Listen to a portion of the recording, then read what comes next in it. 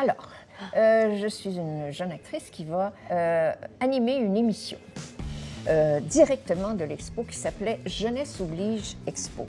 À ce moment-là, Jeunesse oblige, tous les jours, il y a des émissions d'information pour les jeunes. C'était très bien fait, Jeunesse oblige.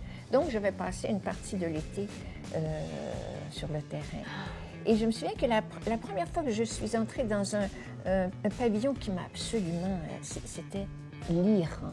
Ah, apparemment, il était magnifique. Pourquoi? Parce que c'était une splendeur. Tu peux t'imaginer que c'était les époques fastes de l'Iran. Le Shah était au pouvoir.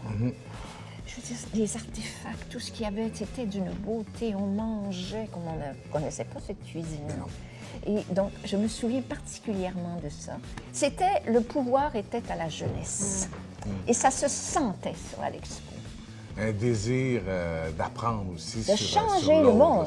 De changer le monde. Moi, j'aurais aimé ça. Moi, je pense que j'aurais pas dormi une minute de l'été On 67 dormait pas. si j'avais été là. C'est sûr, j'aurais pas dormi. Moi, je pense que j'ai changé de chambre 5 fois pendant l'été. Moi, j'étais populaire. Les Ben, guides, c'est ça, il y a des beaux sûr. petits guides. Pas les beaux petits guides. Attends, il y avait du beau monde. Je rigole, mais tu sais, il y avait tellement de beau monde. Peut-être que vous avez été même dragué par mon père sans le savoir à ce moment-là. Ça se peut très bien. Mais non, que il je a dragué dragué. ta mère. Oui, mais ma mère, elle voulait pas se faire draguer au début parce que mon non, père, qu'est-ce en qui fait, est arrivé? mon Je père, il a connais vu pas ma l'histoire. mère de loin. Donc, mon père, il voit ma mère, il a vu Et de ton loin père, comme il ça. arrivait d'où? Mon père, il arrivait de la France avant de l'Afrique. Donc, il y avait, cette espèce de côté, là, peut-être un peu plus distingué que la moyenne des hommes québécois à l'époque. En tout cas, il a vu ma mère au loin avec, son sac à main et son petit sac de lunch, là. Il a offert à ma mère, il dit, madame, est-ce que je peux porter votre sac jusqu'au métro? Il l'a Et là, ma mère dit, ben non, je suis capable de porter mon sac. Je vais pas le porter. Une femme québécoise. Je suis capable, là. Je suis forte. Et puis, il s'est réessayé comme ça. Ça, il a commencé au mois d'avril, il a continué comme ça au mois de mai, il a continué au mois de juin. Et à un moment donné, au mois de juillet, ma mère a accepté que mon père porte son sac jusqu'au métro. Mais il travaillait c'est là-bas. joli. Oui, tout à fait. Ma mère travaillait pour le pavillon de l'Algérie, mon père pour le pavillon du Canada. Et Ça, puis, c'est-tu joli comme histoire? c'est comme ça. Puis toi, t'as été conçue juste après? Ben, moi, en fait, on dit des fois que je suis un produit dérivé de l'Expo 67. C'est vraiment un enfant de l'expo, c'est ça de C'est le un dire. beau dérivé. Mais je trouve ça le fun. Avec les 50 ans, je me suis informée. Puis j'ai découvert des choses, par exemple, les terrasses à Montréal, Oui. qui sont nées de l'Expo Ma 67. mère aussi me dit ça. Ben Moi, oui. je veux dire, c'est tellement une grande partie de notre ville, de notre vie, de notre lifestyle. Puis puis j'ai appris que les terrasses avaient été créées à l'Expo. Ouais. Puis ça, je me disais, c'est tellement un héritage. En fait, il y a tellement d'héritages. Je veux dire, moi, je reviens souvent de la Rive-Sud, puis je vois le casino, entre autres, puis je vois ça, je vois la ronde, puis la ronde qui, pour moi, j'ai été élevée à la ronde. Là, c'est un symbole de temps familial. Ce côté-là florissant, je veux dire, il y avait toute cette jeunesse qui...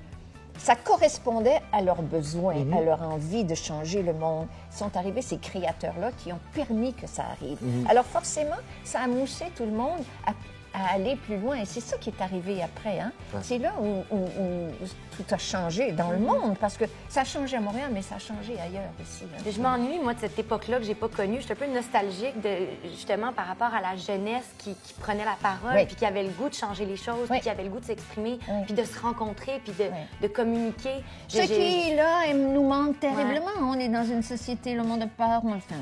En espérant, c'est ça le message du 375e, c'est reprenons ce goût-là de créer, de se rencontrer, de se ramasser, faisons des choses. Il y a des créateurs formidables à Montréal, on les connaît. C'était une relique, c'est devenu une relique, mais c'était tellement important, le passeport. Chacun montrait son estampe, s'il y avait vu. Je suis allée ça. là. Je suis allée là. Moi, j'ai rien de ça. Je suis navrée, j'aimerais ça être intéressante, mais... J'ai entendu quelqu'un dans un documentaire sur l'Expo, c'est tout ce que je sais, un documentaire, mais qui disait que ça donnait le goût du voyage, que les gens allaient voir ça, puis se faisaient étamper, puis se disaient, un jour, quand je vais pouvoir, je vais avoir l'argent, je vais aller, moi aussi, je vais avoir dans un vrai passeport, un vrai... J'irai en Iran, mais entre-temps, j'ai au pavillon d'Iran. C'est ça, exactement. Mais je veux dire, c'est quand même merveilleux. Puis... voilà, donc, la fête qu'il va avoir, c'est en espérant que les jeunes et les moins jeunes et que le monde va se rencontrer, là. C'est tellement fabuleux, toutes les expositions qu'il y a, t'as vu? Oui.